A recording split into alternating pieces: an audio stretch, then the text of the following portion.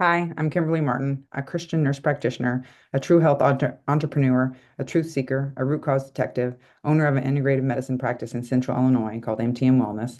I'm a mother of four and a bereaved mother to my sweet son, Micah, who died too early at the young age of 6. Thank you for tuning into this recording. MTM Wellness presents Foundations of Health. In the center here, I have a QR, or actually down towards the right, I have a QR code if you could scan and let me know you're watching. MTM stands for my late son, Micah Thomas Martin, and More Than Medicine, which represents my goal in my practice to offer my clients both more than physical pharmaceutical medicines and more options than what mainstream medicine has to prevent, reverse, and treat some of the most common diseases, like diabetes, autoimmune conditions, and GI disorders, to name a few. This is my story of ignorance to transcendence, a story to spread awareness about a preventable disease called cancer, a story to inform about the outrageous beliefs, treatment regimens, and practices that our modern healthcare, which in recent years has been termed sick care, uses. I created this particular PowerPoint to try and introduce what I found out about why America has increasing rates of illness, despite the US spending more and more money on healthcare. I tried to write this in a stepwise approach so you can understand what is making Americans sick. Americans sick. I personally was hit like a freight train with this information when my son was sick and no one else could help him. That's when I found a world of information that attempted to explain what was going on with him. When modern medicine said we have no idea and offered hospice, integrative medicine said let's do some testing and said there was always hope. And that is when I learned my son Micah didn't have comprehensive testing done initially and wasn't given all the available treatments for his body to fight cancer. The biggest shocker I learned was that modern medicine said cancer was random and unlucky, when integrative medicine said there are definite links to cancer. So let's look deeper. And what we discovered was jaw-dropping. We found links to why he got cancer in the first place, why he was relapsing, and then ultimately why he died at the young age of 6. So let's get started with a short prayer. Father God, Lord of all creation, thank you for who is watching this right now.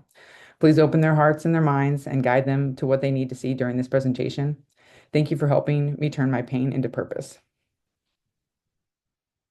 Thank you for your love and your provision over Micah until I get to be with him again.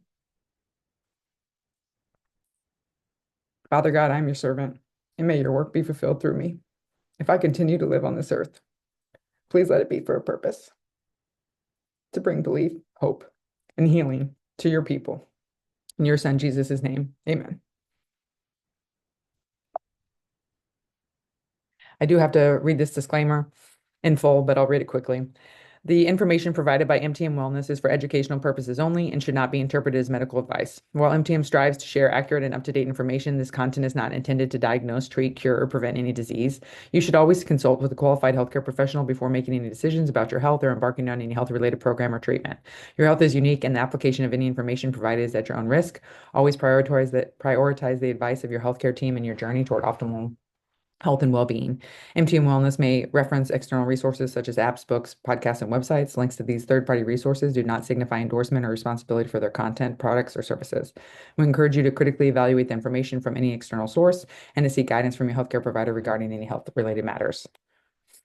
Conflicts of interest. I am the owner and operator of MTM Wellness, and although I have room for more patients, this isn't what the purpose of this is for. I want to get this information out to as many people to help spread awareness and prevent illness. If I would have known some of this information, I might still have all four of my babies alive on this earth. And Philippians 2:3-4 says, do nothing out of selfish ambition or vain conceit.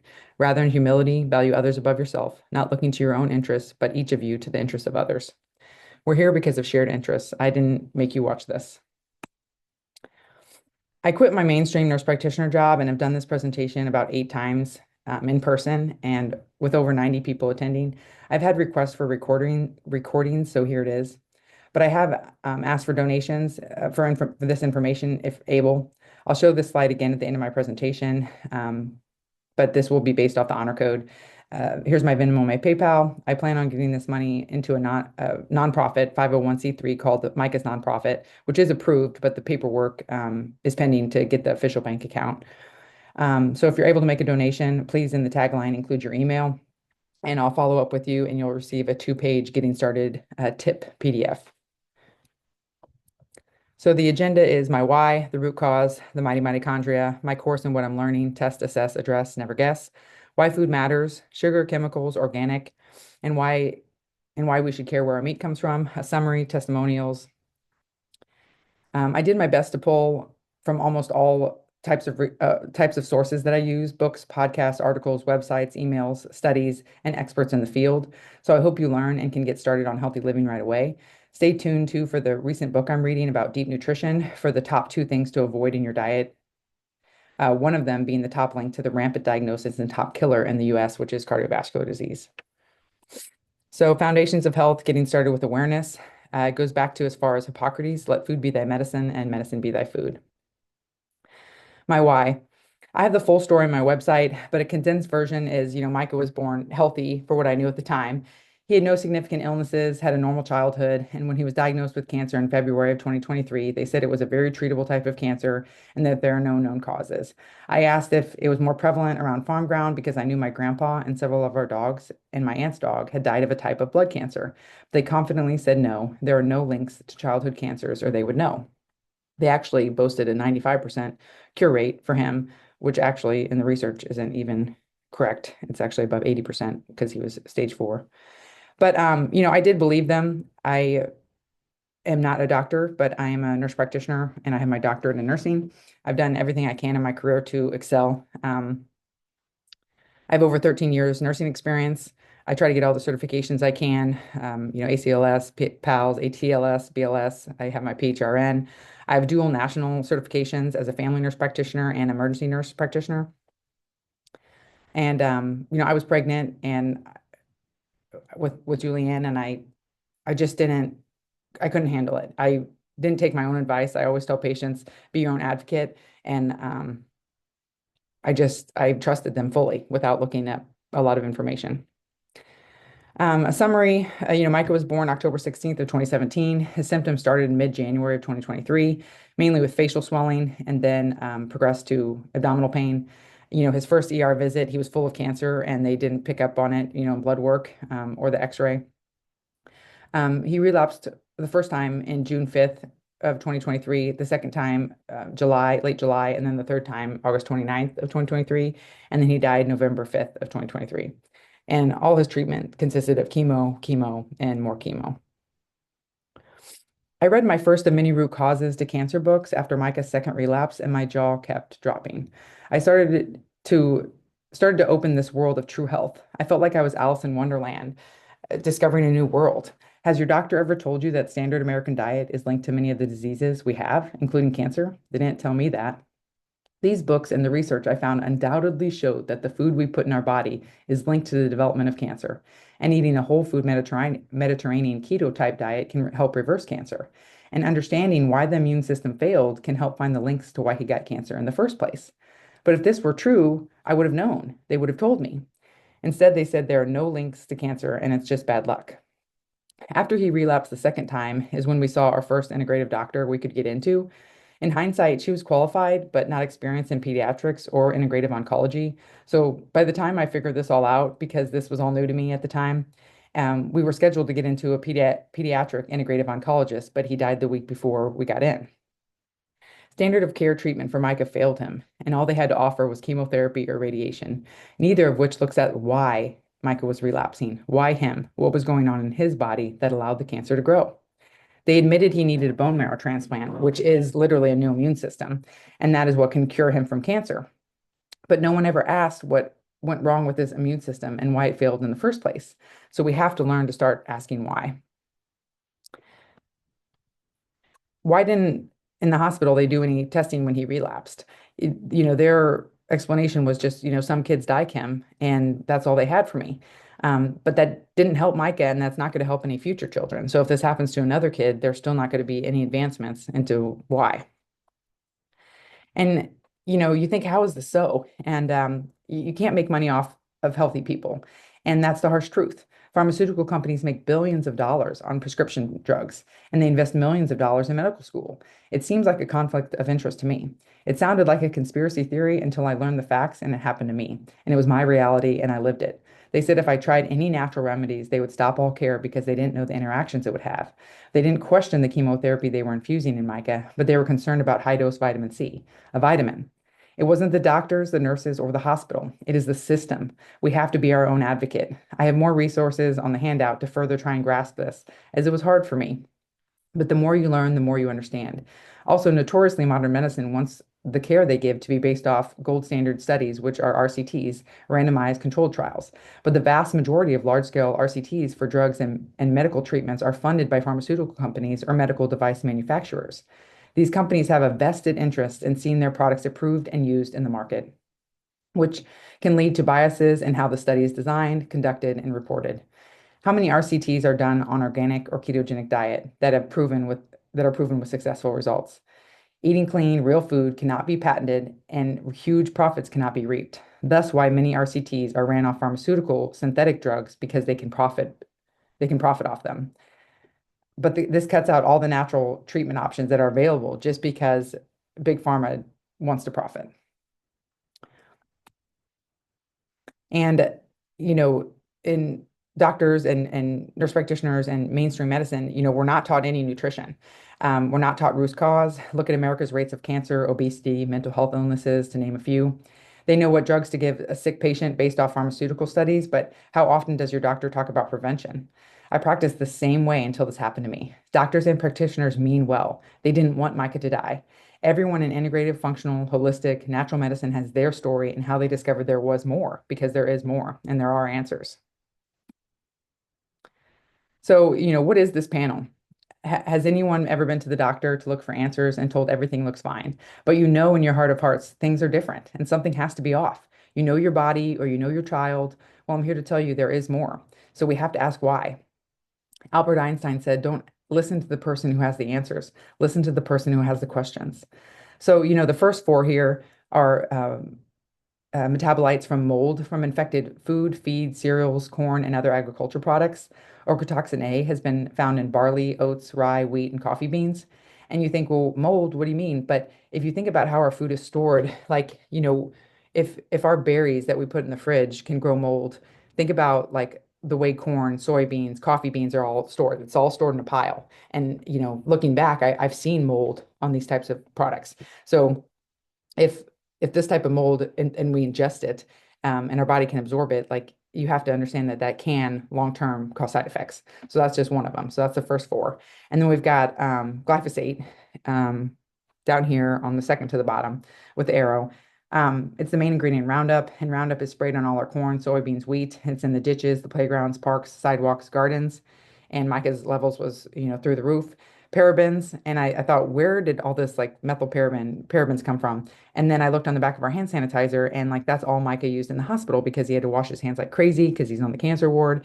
And when you rub hand sanitizer into your hands, like, where does it go? It gets directly absorbed. And so, his parabens were through the roof. Then we got lead and mercury back in the middle, and those are through the roof, and those are known neurotoxins. There's studies on lead in foods with synthetic dyes and in our cereals. We were originally told that Micah was doing great and with his treatments and things were looking fine.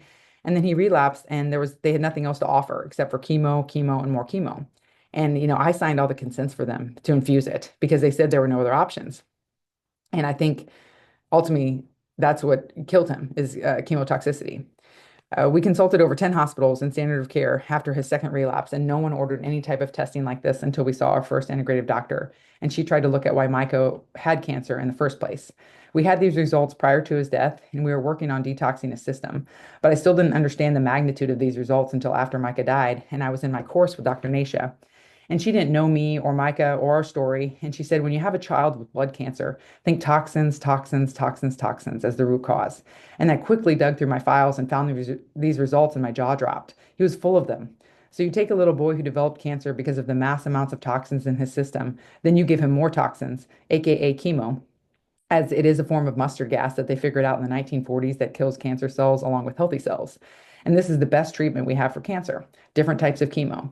Yes, it kills cancer cells, but it takes out all the healthy cells too. Take the healthy cells of an already damaged immune system. Literally, if you think of attacking the enemy, do you want to take out innocent bystanders with them? Is that beneficial? Is that the right thing to do? I'm not saying chemo isn't needed in cancer, but there are different ways, different doses, and an individualized plan to create and account for. Maybe we should ask what treatment regimens are selective to killing just the cancer cells. To name a few, a healthy immune system through a healthy immune system can help. And how do you get a healthy immune system? There's immunotherapies. immunonutrition, high-dose IV vitamin C, photodynamic therapy, hyperbaric oxygen therapy, CBD, and low-dose naltrexone are a few that can boost the immune system. So then he's in the hospital receiving chemo, more and more chemo, and no one looked at the root cause. No one looked at his nutrient levels, the toxin levels, no support for his liver to detoxify. I mean, look at this panel. He had toxic overload, and then he was given more and more chemo. It's not a huge surprise why he didn't survive. How many people have known or heard of someone who died quicker from the cancer treatments than cancer itself? Micah didn't die of cancer. He died from the continuous amounts of chemotherapy he was getting that literally shut down his nervous system. And I saw it with my own eyes. He developed a cranial nerve palsy where his eye was rolling in. He had neuropathy in his jaw and his arm. His vagus nerve, sorry, his vagus nerve was so damaged because they were literally tapping his central nervous system through an Omayo reservoir and instilling chemo. And when these symptoms developed, they never once wanted to call it damage from chemo. Instead, they posed the threat that he was forming a brain tumor and made us go through 3 different MRIs in less than 3 weeks. And while on the next page, you'll see that is where all the gadolinium in his system came from, because that's the dye they use in MRIs. So this was just the high levels, and then we've got moderate, and I've done several panels since, and none of them have been this bad. So yeah, the gadolinium down there towards the middle, his is in the yellow.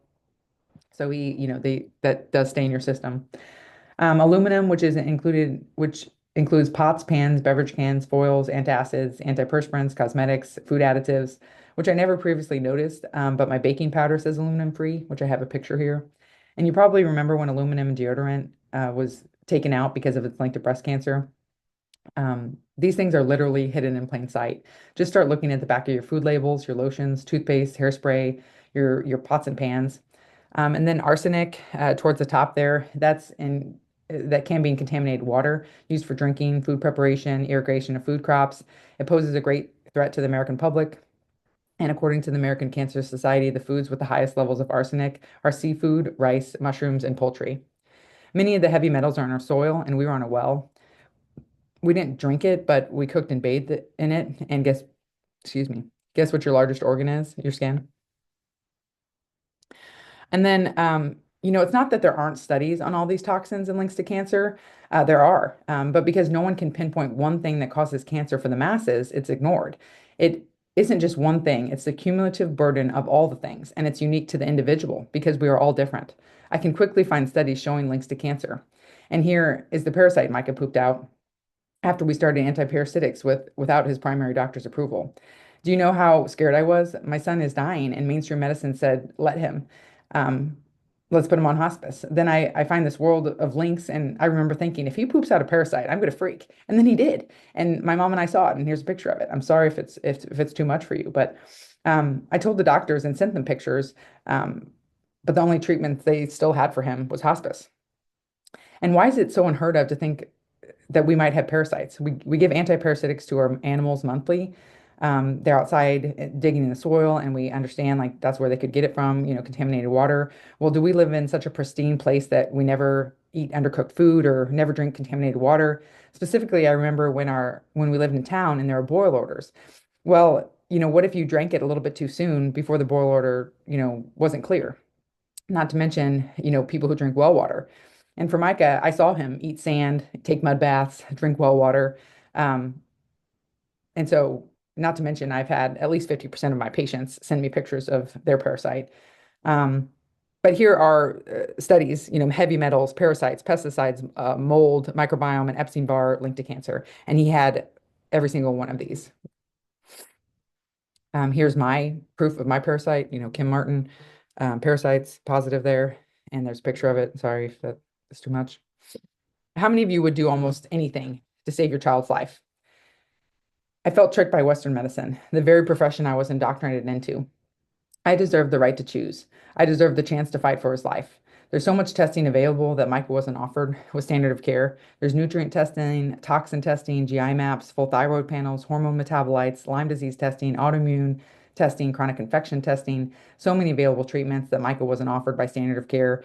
like detoxification, sauna, high dose IV vitamin C, oxygen therapies like hyperbaric, ozone, ketogenic diet, DCA, poly-MVA, hydrogen water. Micah received no multivitamin, no beneficial supplements, and no toxin testing, no nutrition counseling, and no root cause analysis. Micah's care was not individualized, and we're all individuals. We have different hair color, eye colors, different body compositions, different exposures, different life events, different upbringings, different epigenetics. We each of us have a different unique code of DNA. That isn't that what God told us, that we're each unique and have a purpose? The reason Micah got cancer will not mirror another 5-year-old with non-Hodgkin's lymphoma. The reason white woman in her 40s gets breast cancer won't be the same reason another white woman in her 40s does. What Dr. Nasha teaches us is to look at patterns. Patterns of breast cancer are high insulin, high body fat, and low vitamin D. If not being taught to treat sorry. Oh, yeah. So I'm not being taught to treat cancer, diabetes, autism, ADHD, other diseases. I'm being taught how to evaluate and treat the individual's body terrain that allowed these symptoms and thus the diagnosis to occur. If you fit in the diagnosis and treatment box that modern medicine has, then great, you might have good results. But what if you don't? Micah didn't fit into the boasted greater than 90% remission rate for modern medicine has for non-Hodgkin's lymphoma. So this is my why. To spread awareness so you know that there is more, because I didn't know until it was too late, and knowledge is power. So there's no easy fix or one cure, but understanding and looking at the why and root cause is how we get to true healing. Do we have to tell our bodies to heal after a cut? No, it just gets to work. Just like most treatments for cancer are immune system based, meaning that if your immune system improves, it can fight the cancer. Well, let's ask what was wearing down our immune system in the first place and caused the disease. Our immune systems are working for us. They are an army sniping out viruses, bacteria, foreign substances, and the cancer cells circulating that we all have. What are the things that compromise our immune system? Well, you saw Micah's toxin panel. That's one of the big ones. It's unfortunate that almost everything we are around daily, from our toothpaste to our facial creams to our makeup products to our cooking practices to EMFs, the contaminated air we breathe, our toxic culture that keeps us busy and stressed and not sleeping. Then the two things we do most daily, which is what I mainly cover in this PowerPoint, our contaminated chemical food system and the water we drink. So I'm switching directions. I'm a former conventional standard of care, allopathic, modern medicine nurse practitioner who used to cause harm unknowingly. I was treating the disease rather than looking for the root cause. I was wrong. I was following the sick care model of health rather than true health.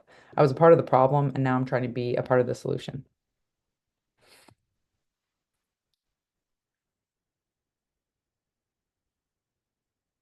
So, how would you treat a sick fish? Would you medicate the goldfish or would you change the water?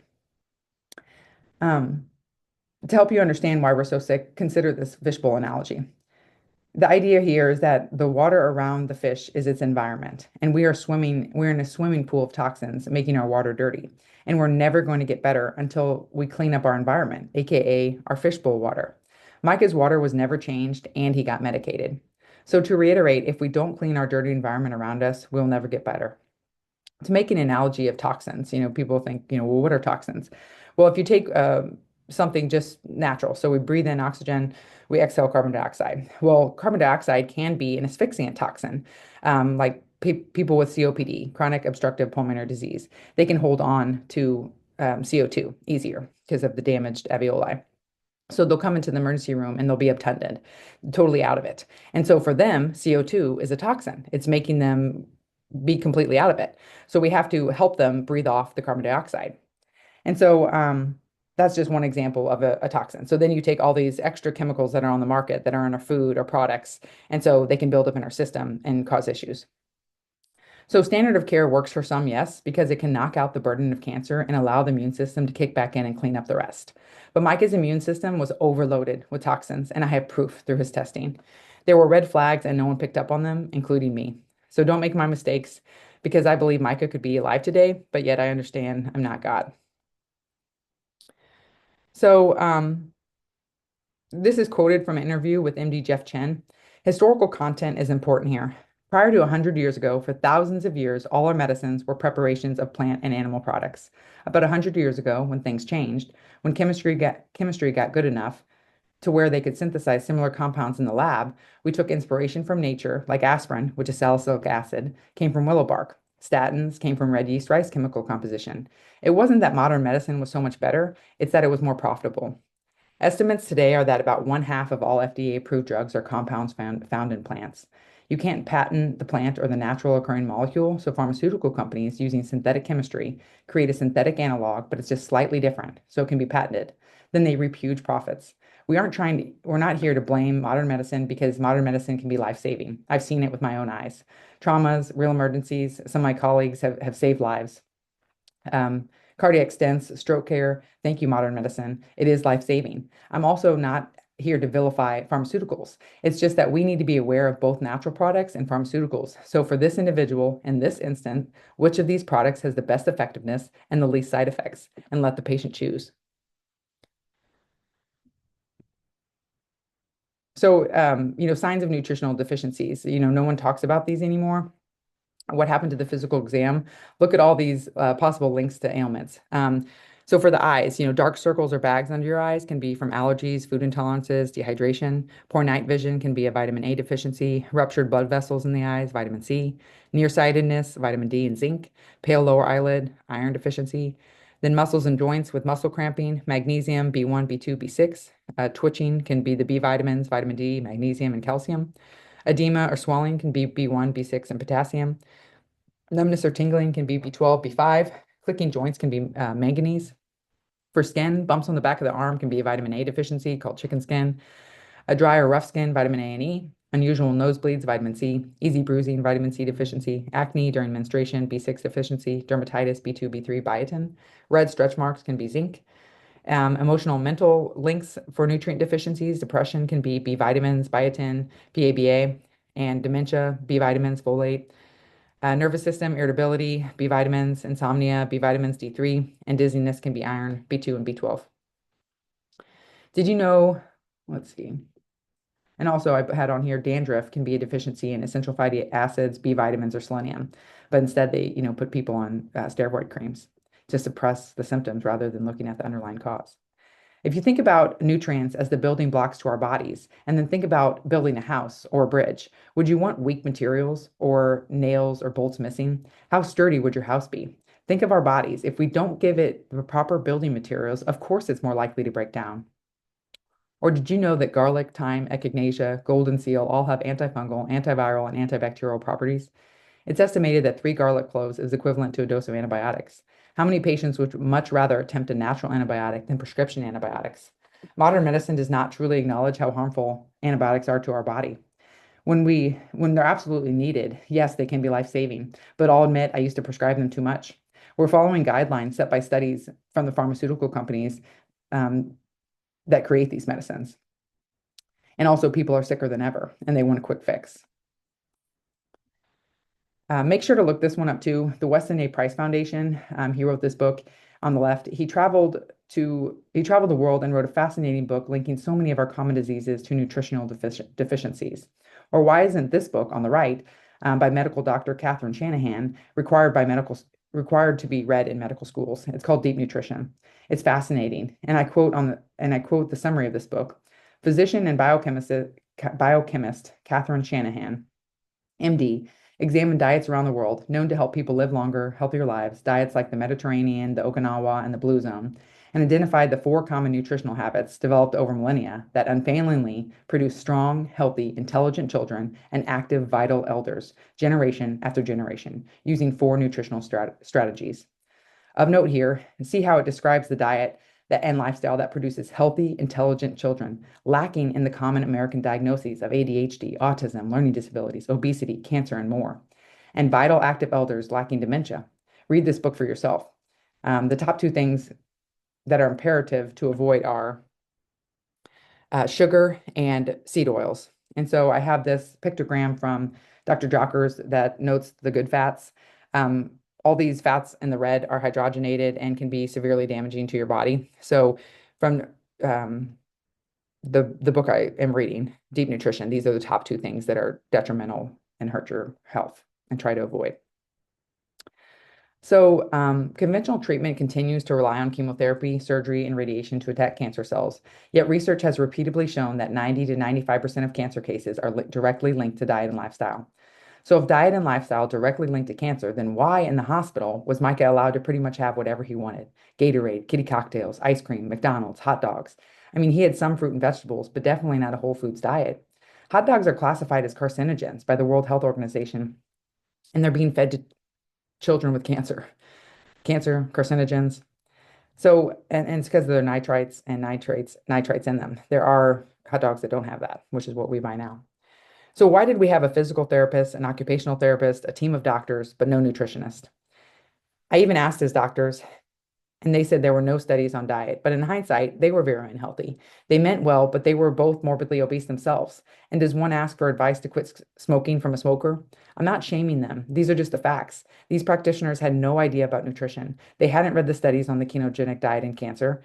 Pharmaceutical companies literally help fund medical schools. So do you think that they're better versed in chemotherapy or nutrition? It's pharmaceuticals. So with estimates of 95% being related to lifestyle, that means about 5 to 10% are truly genetic in nature, which really leads to a whole other topic of epigenetics, which is the study of how your genes are expressed and what turns on and off the expression of these genes. If interested, there's this book I have here by Dr. Lynch. It's a really great book. And also check out the Netflix documentary, You Are What You Eat, a twin experiment to kind of get deeper into epigenetics. And then here is me and Dr. Nasha. I got to meet her. The modern day common but not normal situation. We have the most expensive healthcare system. We believe that health food is too expensive and not a priority, and thus we spend the least on food than any other country. We don't cook anymore. We spend a lot of money eating out. There are inequalities in race, economics, healthcare, and education. We have a nature deficit disorder. We take too many medications. We spend too much time on our phones and screens. Stress and busy is the norm, and we're in a swimming pool of endocrine disrupting chemicals. Chronic disease stems from a lack of cellular energy. US healthcare spending reached 4.8 trillion in 2023, and yet chronic disease and prescription drugs remain prevalent.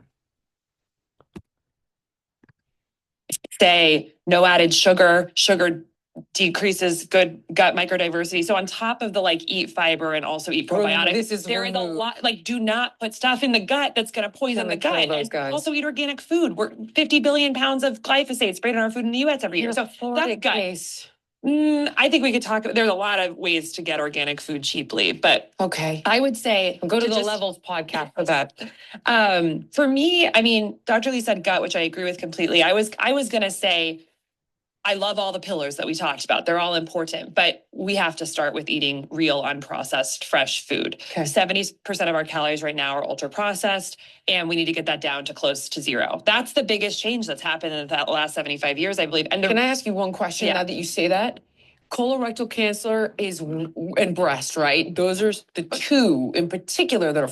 Well, let's talk about its colorectum, esophagus, extrahepatic bile duct, gallbladder, liver, stomach, pancreas. What do those all have in common? They are the gastrointestinal system. We are poisoning. We are putting straight up. It's like cigarettes and lungs. Yeah. This is the parallel food and these cancers. Track. No shit that our GI cancers are going up. We're eating nothing but toxic food. We're feeding goldfish to 2-year-olds in preschool, which is filled with artificial colorings and crap.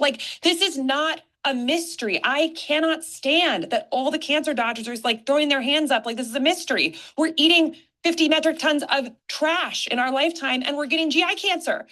I'm sorry, but this is people need to hear this. No, you're right. You cannot. Right. And of course, the way the research is done, no one's willing to say oh, it's the red 40. Oh, it's the emulsifiers. Oh, it's the preservatives. Oh, it's the 50 grams of ultra processed sugar in that smoothie. It's the cumulative burden of all of it, which is very hard.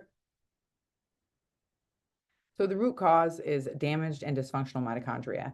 Poor diet and lifestyle choices and the synthetic chemicals that are hidden in our food equal increased oxidative stress and mitochondrial damage. And that triggers inflammation, and that it equals brain, heart, and metabolism disorders, including cancer. And here are some of Mikah's results. You can see over here on the left, oxidative stress is 9 out of 10. Mitochondrial dysfunction, 7 out of 10. Oxidative damage on this graph underneath is off the charts. So the mitochondria, they're organelles found in cells of animals, plants, and fungi. They're the powerhouse of the cell. There's 100 to several thousand mitochondria per cell. Excuse me. They play an essential role in energy production, which is critical for cellular function and biological processes. When mitochondria are not working properly, cells cannot generate enough energy, leading to impaired organ function and ultimately noticeable symptoms depending on which tissues are most affected. You can't see cellular health without a microscope, but you can test for it. Test, assess, address, never guess. There are lab tests to test for cellular health. Early signs of mitochondrial damage are using a crutch of caffeine, sugar, carbs just to get through the day. If you're feeling stressed, joint and muscle stiffness, fatigue, and lethargy. Late signs of mitochondrial damage are slow recovery from exertion, dizzy spells, depression, anxiety, cold and heat intolerance, susceptibility to infection, and shortness of breath. Over 90% of Americans have at least one marker for metabolic dysfunction. What are your numbers? Don't just assume you're okay.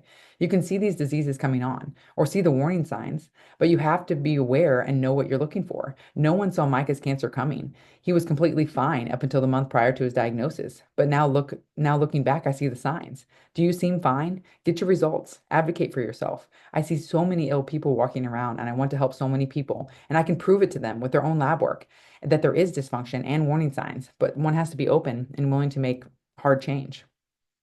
Integrative medicine is the type of medicine I now use. It acknowledges that all our systems are connected. They aren't separate. I understand why there are specialists because everyone's so sick and no one is looking at the root cause. So they keep trying to manage the system separately and put you on different pills for different ills. Although we need specialists for rare or certain occasions, most people shouldn't have to go see a dermatologist, a neurologist, a rheumatologist, an endocrinologist, a cardiologist. Our systems are not separate, including the intricate way our mental health affects our physical health and vice versa. We can't take out our GI system and live. We need to acknowledge that in order to fix a disease, we have to look at the whole picture. If you look and fix the root causes, I don't know what that means, sorry.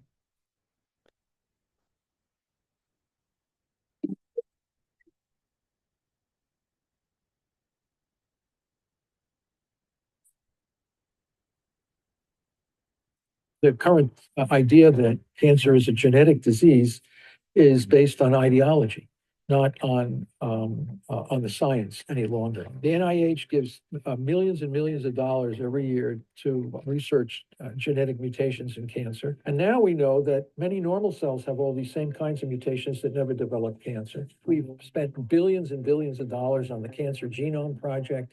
We're funding millions of grant dollars throughout the whole system of all the top cancer centers. Immunotherapies are based on the somatic mutation theory of cancer. So when you put all that together, it's too radical and painful or upsetting to an entire industry to say that you might not be doing the right thing. Problem is the field has not yet come to know this. The cancer field is still wallowing in hunting for gene mutations, and that's not the correct theory. The outcome is never going to be optimal.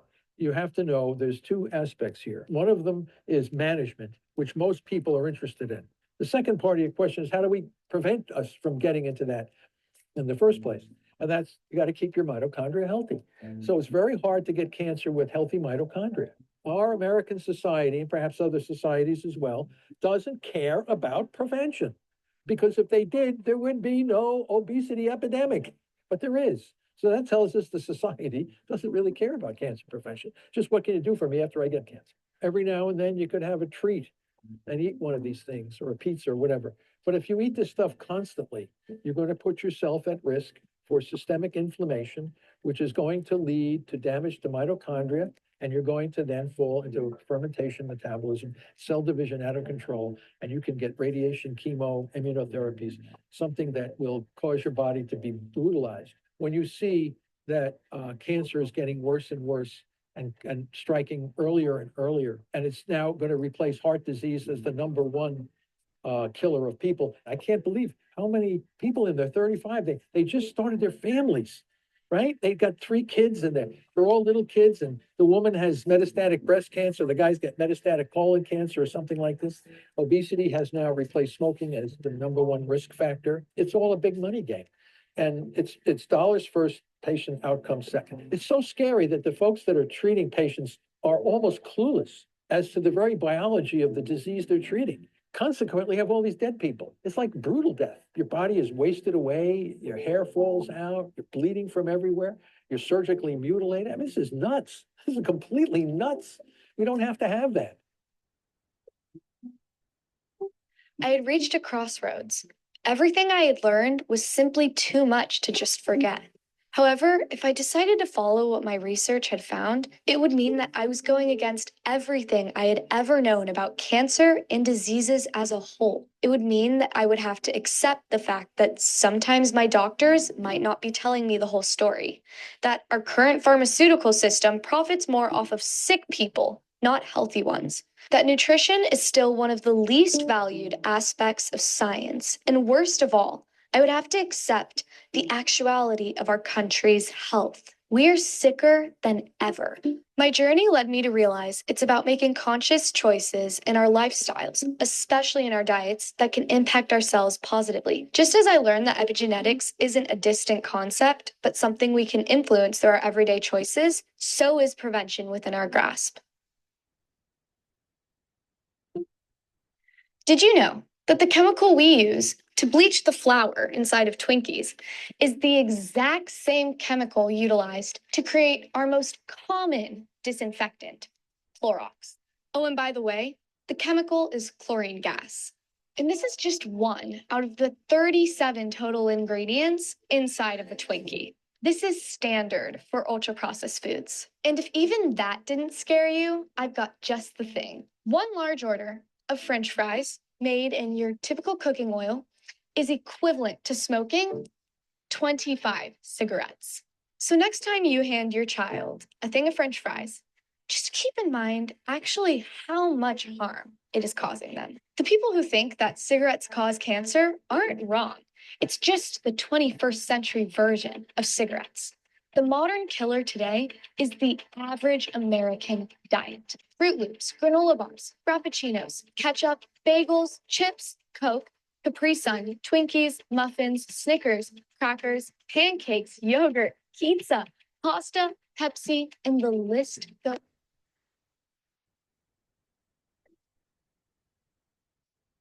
So I'm not sure if you caught what Dr. Seafried said here. He noted it's the environment that triggers the disease. Talking about like the popular BRCA gene, the BRCA gene for breast cancer. Many people have it and they think they're just guaranteed to get cancer. But like he notes, many people have the gene and do not go on to develop cancer. So why is that? A common saying that is said in integrative medicine is epigenetics loads the trigger, but lifestyle pulls the gun. Or genetics loads the trigger, but lifestyle pulls the gun. Meaning you can have the gene itself, but what is causing its expression? Our environment, which unfortunately is the most toxic it has been in human history. Also, it's very difficult to be healthy in this current world we live in. Dr. Nasha talks about how hundreds of her patients she has seen that come to her with a new diagnosis of cancer, they all say, I was healthy until I got cancer. And that is literally impossible. That person's body allowed the cancer to grow. Micah's body allowed the cancer to grow. Since I have this knowledge now, I can look back and see the signs and links both prior to the cancer diagnosis and then going through the treatment. Like I said, integrative medicine didn't know Micah or our story, yet the education available to understand the root cause of disease fits like an exact puzzle piece in what modern medicine said was a conundrum. They said, we have no idea, but we can offer hospice. We have to be aware of our environment, and that is the first step in what this whole session is about, spreading awareness so you can take the steps to continuously learn and protect yourself and your family. I wish ignorance would work. If you could cover your eyes and your ears, not knowing, and if you didn't know, and somehow it would be okay. Well, it may not be cancer or losing a son for you, but maybe it will be depression, anxiety, gut problems, or autoimmune disease. I think this path was laid for me, so this is what I'm doing, trying to spread awareness. But I almost wish I didn't know. I don't mean that. I'm happy I know. Okay, so what's in your bucket? This is what we use to try and evaluate the factors that is filling your bucket. What will be, and this will be only unique to you. The idea is when your bucket gets full is when you present with disease. So there's these 10 categories: hormone balance, inflammation, epigenetics, toxic burden, stress and biorhythms, mental and emotional health, blood sugar balance, immune function, blood circulation, and the microbiome are all affecting and filling or adversely affecting. They're all affecting and filling or adversely, they're filling our bucket, which as you can see is represented as our mitochondria. So what are the things that are hurting our mitochondria and making us present with symptoms and disease? So these are the 10 categories we look at. So we constantly want to be aware of what is filling our bucket and want to be bailing stuff out of our bucket, try to keep it as empty as possible. Although it would be impossible to keep it empty, we want to keep it as low as we can. So I'm in Dr. Nasha Winner's, her course. It's called the Integrative Metabolic Oncology course. She has over 500 practitioners worldwide trained in this approach. It should be called the metabolic approach to life, as cancer is the end result of dysfunctional mitochondria. Her version of the CDC, essential determinants of health: breathe fresh air, clean water and hydration, sleep, nutrition and digestion, rest and recreation, exposure to nature, natural forces. And so the CDC is circadian rhythm, diet, and community. So what is your biological age? I'm 37 at this time, but my quiz I took, you can get lab testing, says I'm 32. And so why is that? Things that accelerate aging in the orange here are sedentary behavior, lack of sleep, smoking, fast food, junk food, and stress. Things that decelerate aging are exercise, everyday activity, sleep time and quality, appropriate nutrition, and relaxation techniques. Because, we've all seen like a 90-year-old that looks 60 and a 60-year-old that looks 90. And this is what makes that happen. Carcinogens, they're not just cancer causing, they're mitochondrial damagers. So some of these are, heavy metals, PCBs, BPA, artificial coloring and flavoring, viruses, radon, pesticides, glyphosate. Sitting too much can be a carcinogen. We never used to sit. If you think about how our ancestors, they were always working, but now we can do almost everything from, our living room. Artificial sweeteners, chloroform, asbestos, alcohol is even a carcinogen. These are metabolic markers that equal metabolic dysfunction. So these are the things I look at in my practice. Diseases associated with metabolic dysfunction are high blood pressure, high cholesterol, diabetes type 1, 2, and 3, which they're terming type 3 diabetes. Is what they are calling Alzheimer's or dementia. Heart disease, autoimmunity, depression, anxiety, mental health disorders, cancer, and more. Diabetes is defined as insulin resistance, yet this lab is never checked. So what do high insulin levels cause? And here's a pictogram from Dr. Jockers. They can cause it can increase inflammation, it can increase your testosterone, it can increase your estrogen, in men, it can increase oxidative stress, it can make your neurotransmitters out of whack, go higher or lower, raise cholesterol, raise blood pressure, and decrease your liver detoxification pathways. Is that metabolic dysfunction is basically weak cells. You have created a situation in the cell where it cannot power itself properly. So you get essentially weak, high insulin levels, high glucose levels in the bloodstream. It's showing that inside the cell, there's a weakness. And of course, it takes energy. It takes effort for the body to fight cancer. Immune cells need energy to function properly. They're the ones clearing out these cancer cells. So we want to think about all the things that we can do to improve our metabolic health so we have a powerful body to fight these cancer cells that crop up and to have the immune function to do this work. And what's crazy is that in many populations in the US, 50% of people are now obese, okay? This is a big, big problem. It's not a marginal problem. Childhood obesity is skyrocketing. And recent research from 2022 in the American College of Cardiology suggests that 93.2% of American adults have a metabolic problem. So we have these weak, underpowered bodies that are not facing these challenges like Americans are overfed and undernourished. As you can see here, reasons for micronutrient deficiencies are multifactorial, ranging from nutrient-deficient diet to low stomach acid to leaky gut syndrome, or the medical term is intestinal permeability, to insulin resistance and blood sugar problems, to chronic stress, to highly toxic environment. And then look at Mikah's nutrient deficiencies and his need for vitamin A, C, E, CoQ10, glutathione, B vitamins, magnesium, and omegas. Not to mention recently I've tested my living children and they show nutrient deficiencies even with my advocating, or I highly promote a whole foods diet, avoid seed oils, food dyes, and processed food. Along with I optimize their vitamin and minerals and nutrient supplementation, and they still were nutrient deficient. I know I have room to improve and I'm doing as best as I can. Here's an excerpt from Heather Talman, MD, Heather Talman Room, MD from Epidemic Answers.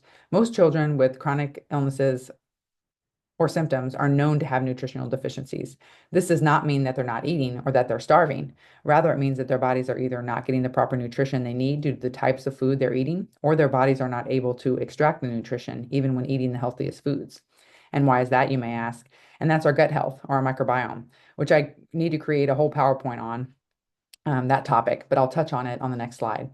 So every function in your body depends upon the food and water that we provide our bodies on an ongoing basis. Every function, from breathing, thinking, digesting, walking, talking, to the repair of wounds, the growing of hair, the ability to fight off infections. All of these functions and many more depend on what we eat and drink. So if we do not provide our bodies with proper nutrition, our bodies begin to break down and you'll see the signs of ill health. How long can a gas vehicle run on diesel? The right fuel matters. Over the course of the last 40 to 50 years, the food chemical and additive industry has grown exponentially. There are now thousands upon thousands of additives added to everyday foods, and most of them have not been studied extensively in humans. Unfortunately, the vast majority of Americans eat mainly processed food. In addition, Americans are not getting the micronutrients like zinc, calcium, iron, magnesium, iodine that are necessary for good GI, gastrointestinal, or general health, because most processed foods lack readily absorbable versions of these nutrients. Without these essential life-giving nutrients, the immune system will not function properly.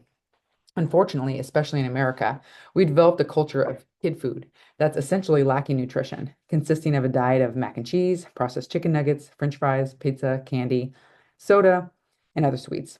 No child can be healthy on a diet of junk food, yet that is what we feed our children every day. This lack of daily replenishment of essential nutrients can lead to nutritional deficiencies and systemic health problems. It's a great tragedy that 1 in 5 American households are food insecure, but even in households that have access to an abundance of food, still contain children whose bodies and brains are starving. It's time to rethink as a country how we feed our children and ourselves. If we do not take nutrition seriously, we will continue to see rates of chronic childhood disease escalate.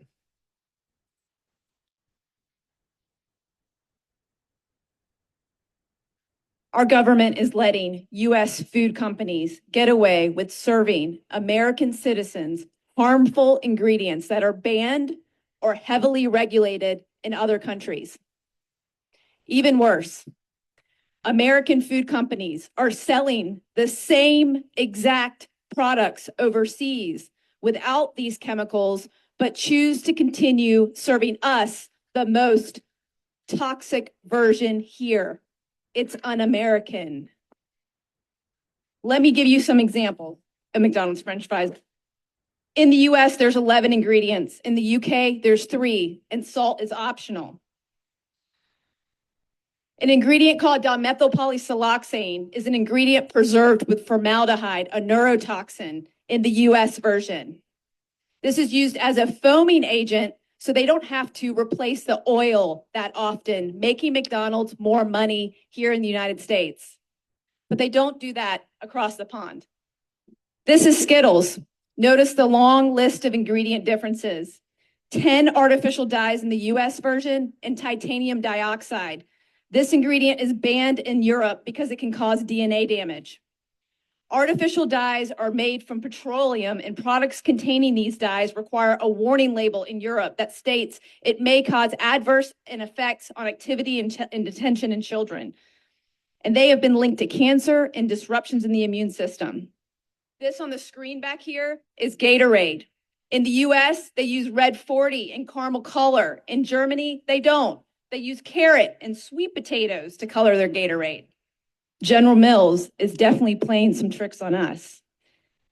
They launched a new version of Trix just recently in Australia. It has no dyes. They even advertise that when the US version still does.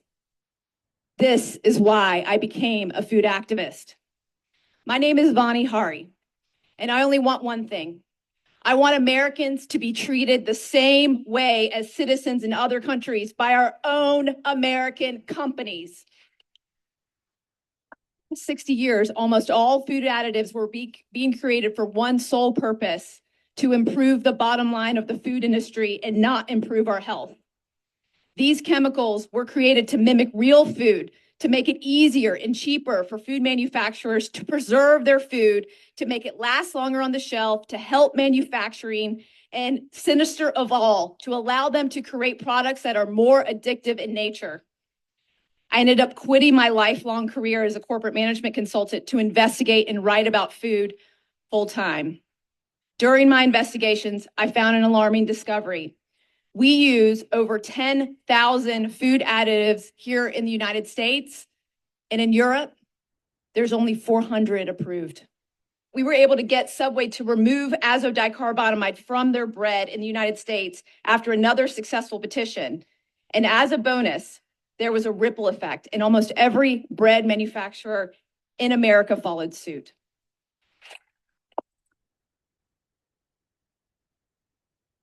I want to make an important point here. Ordinary people who rallied for safer food, shared this information, and signed petitions were able to make these changes. We did this on our own. But isn't this something that the people in Washington, our elected politicians, should be doing? We deserve the same safer ingredients other countries get. We cannot allow our own American companies to treat us this way anymore. We've had enough. It's unethical and it needs to stop.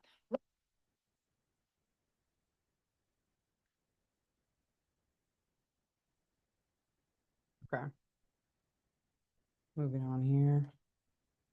So this was my one slide about some things about the gut microbiome.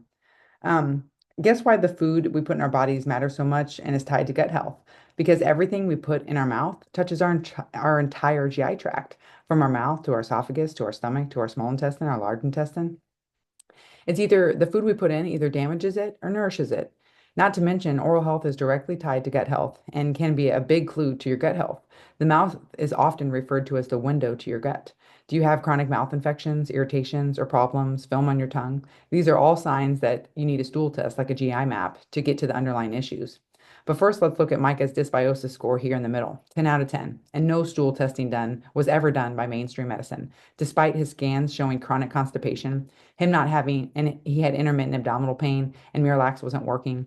Which, by the way, did you know Miralax and antifreeze have too close for comfort similar nomenclature? If you look here in the middle, Miralax is polyethylene glycol and antifreeze is ethylene glycol.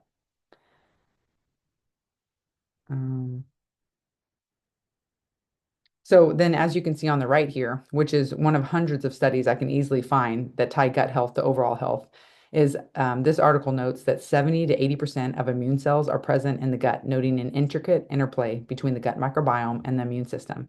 So if this is the case, couldn't one draw the conclusion that everything we put in our gut can affect our health and our immunity? Yes. Or maybe you'll find this article titled Associations Between Use of Acid Suppressive Medications and Antibiotics During Infancy and Allergic Diseases in Early Childhood. Interesting. And it's like, why do all of these kids, if you think about it, why are there tons of kids with allergies they're so prevalent? They didn't seem that prevalent decades ago. So I ask you, what two pharmaceuticals are directly harm the gut microbiome and are prevalent in the last decades? Antacids and antibiotics. And so now I quote MD Song from her book, Happy Healthy Kids. When the microbes in our gut are healthy and balanced, they live in harmony with our human cells and keep our children's digestive tracts, immune systems, brains, and hormones functioning at their best. But when the gut microbiota are not healthy or balanced, that is called gut dysbiosis.